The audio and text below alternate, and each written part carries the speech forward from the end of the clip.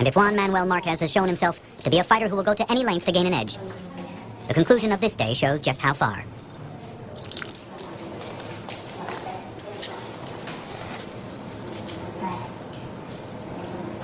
He drinks his own urine.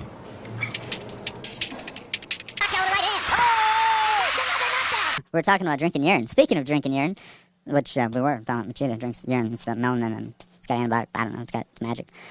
Yeah, I would drink Machida's urine. It's done wonders for him. My urine is gross. It's full of toxins and crap. But I think Machida, he probably is pretty healthy. I'd drink his urine. So you're saying that Machida has magic pee? Not from the source itself. This has got too far. I'm sorry. I apologize.